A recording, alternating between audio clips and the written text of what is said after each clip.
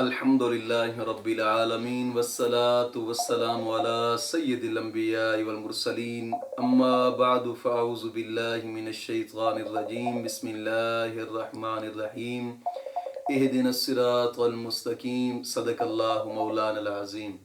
روحانی پاورفل وظائف میں سے آج ایک اہم سبق دوستوں کی نظر کرنا ہے، جو کہ شادی میں اگر کسی قسم کی رکاوٹ ہے تو یہ ایک دن کا شادی کا وظیفہ ہے۔ الحمدللہ الحمدللہ الحمدللہ انشاءاللہ العزیز آپ اس کو مجرب پائیں گے انشاءاللہ العزیز۔ اور کوشش فرمائیں کہ شرائط کو مکمل سن کر ان پر عمل کیا کریں، شرائط کو مکمل سنا کریں۔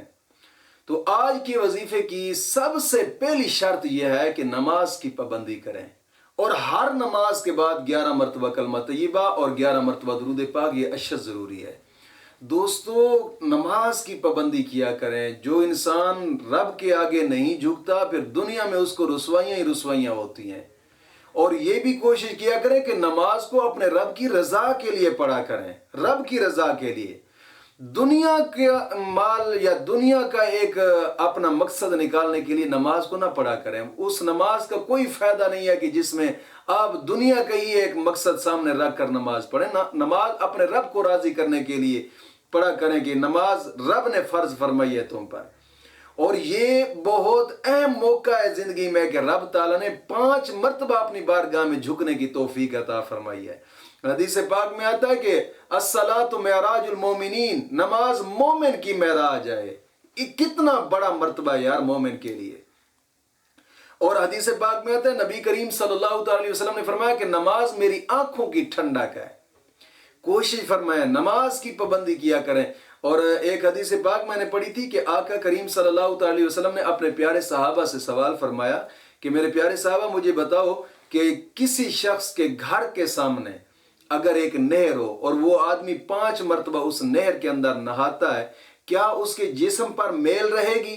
صحابہ کرام نے عرض کی یا رسول اللہ نہیں۔ حضور نے فرمایا یہی مثال ہے نمازی کی، جو 5 وقت نماز پڑھتا ہے ان کے کندھوں پر گناہوں کا بوجھ نہیں رہتا۔ کوشش فرمایا کریں یار نماز کی پابندی لازمی کیا کریں، اور ہر نماز کے بعد 11 مرتبہ کلمہ طیبہ اور 11 مرتبہ درود پاک، یہ اشد ضروری ہے۔ اور دوسری شرط یہ ہے کہ اپنے تمام گناہوں سے توبہ اور آئندہ گناہ نہ کرنے کا ایک پختہ عزم کریں۔ توبہ نصوحہ کریں اپنے رب کی بارگاہ میں۔ جب گناہوں سے توبہ کریں گے تو انشاءاللہ العزیز پھر دعائیں بھی قبول ہوں گی، دل کی آرزویں بھی قبول ہوں گی۔ توبہ کرنے کے بڑے فائدے ہوتے ہیں، انسان کی دعائیں قبول ہوتی ہیں، انسان کا رزق وسیع ہوتا ہے توبہ کرنے سے۔ اور توبہ نصوحہ کریں کہ آئندہ گناہ نہ کرنے کا ایک پختہ عزم ہو۔ اللہ رب العزت قرآن کریم میں فرماتا ہے نا واللہ یحب التوابین ویحب المتطہرین، توبہ کرنے والوں کو اور صاف ستھرا رہنے والوں کو اللہ دوست رکھتا ہے۔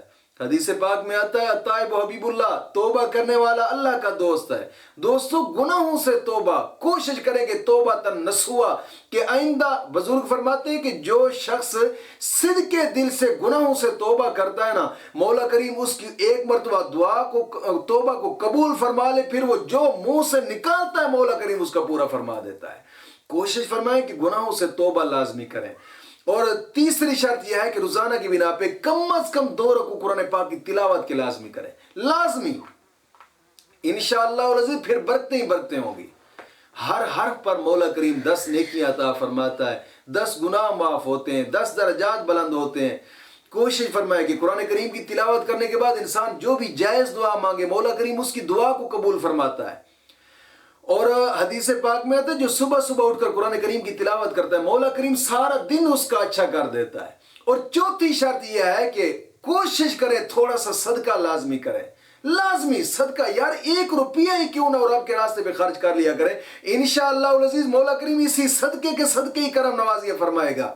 حدیث پاک میں آتا ہے الصدقہ ترد البلا، صدقہ مصیبتوں کو ٹالتا ہے، مشکلات دور کرتا ہے۔ میں حقیقت کہہ رہا ہوں، آزما کر دیکھ لیں، اگر کوئی بھی آپ کا کام مشکل ہے نا نہیں ہوتا، کوئی بھی نہیں ہوتا، کسی قسم کی آپ مشکلات میں پھنسے ہوئے ہیں، رب کے راستے پہ تھوڑا سا صدقہ کر دیں، انشاءاللہ مولا کریم اسی صدقے کے صدقے کرم نوازی فرمائے گا اور مشکلات دور ہو جائیں گی انشاءاللہ العزیز۔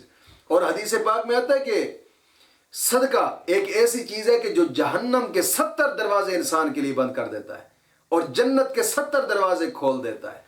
کوشش فرمائیں یار، ساتھ کہیں غریب یتیم مسکین ہیں ان پہ خرچ کر دیں یا مسجد پہ خرچ کر دیں۔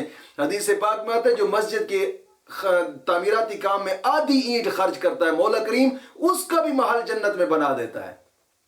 اور یا پھر جناب علی دین کی اشاعت کے ادارے، جس طرح کہ اب یہ ہمارا ادارہ ہے، الحمدللہ ادارہ کا کام زیر تعمیر ہے، طلباء پڑھتے ہیں، بجلی کے بل ہوتے ہیں، طلباء کے خرچ اخراجات ہوتے ہیں، استادوں کی تنخواہیں ہوتی ہیں، یا الحمدللہ اللہ کے فضل سے آپ دوستوں کی دعاؤں کا صدقہ میں نے ضلع بکھر بیہل اڈے کے اوپر ایک زمین خریدی ہے غریب یتیم مسکین طلباء کے لیے۔ الحمدللہ وہاں پر ایک ادارہ تعمیر کرنے کا ارادہ ہے، ان قریب کام شروع ہو جائے گا انشاءاللہ العزیز، جس کی تصویر اور نقشہ بھی آپ سکرین پر دیکھ رہے ہوں گے۔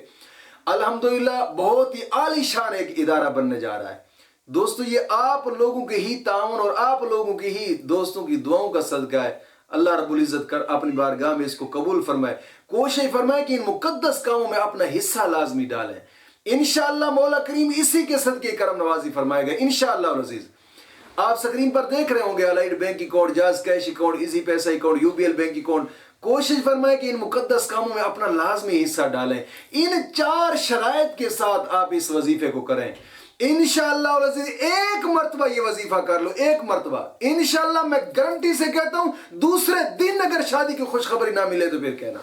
جن کی شادی میں رکاوٹ ہے وہ بھی کر سکتے ہیں، یا شادی کہیں خاص جگہ پہ کرنا چاہتے ہیں وہ بھی کر سکتے ہیں، یا کوئی اچھا رشتہ تلاش کرنا چاہتے ہیں وہ بھی کر سکتے ہیں انشاءاللہ العزیز۔ ایک انتہا درجہ اور مجرب شدہ وظیفہ ہے، اور وظیفہ کرنے کا طریقہ کار یہ ہے، سب سے پہلے آپ 2 رکعت نماز نفل حاجات پڑھیں، اور ہر رکعت کے اندر یعنی پہلی رکعت کے اندر سبحانک اللہم پڑھیں گے، الحمد شریف اور 3 مرتبہ سورۃ اخلاص۔ پھر رکوع سجود کرنے کے بعد دوسری رکعت کے اندر الحمد شریف اور 3 مرتبہ سورۃ اخلاص پڑھ کر رکوع سجود کرنے کے بعد جب سلام پھیریں گے، سلام پھیرنے کے بعد اول آخر 11 مرتبہ درود ابراہیمی پڑھنا ہے۔ 11 مرتبہ اول آخر 11 مرتبہ درود ابراہیمی پڑھ کر پھر 700 مرتبہ اس اسم اعظم کو پڑھنا ہے، یا لطیف ہو یا لطیف ہو، 700 مرتبہ پڑھ کر پھر اپنے رب کی بارگاہ میں دعا کر دینی ہے انشاءاللہ العزیز۔ انشاءاللہ العزیز چند دن یہ وظیفہ کریں، چند دن انشاءاللہ العزیز، انشاءاللہ العزیز چند دن کے اندر آپ کا کام نہ ہو تو پھر کہنا انشاءاللہ۔ مولا کریم دین متین کی سمجھ